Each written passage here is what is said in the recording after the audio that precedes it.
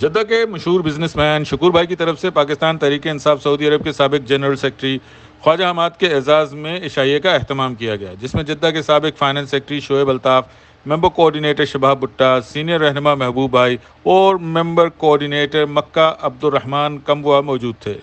عبدالشکر بھائی کا کہنا تھا کہ عمران خان ہی پاکستان کی آخری امید ہیں۔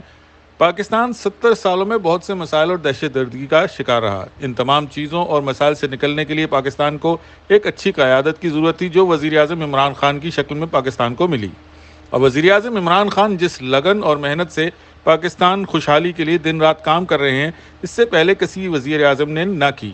جتنی بھی حکومتیں اس سے پہلے آئیں اپنی جیبیں بھرتی رہیں، عوام اور پاکستان کو مقروض بناتی رہیں، لیکن عمران خان کا مشن صرف غریب عوام اور پاکستان کی خوشحالی ہے۔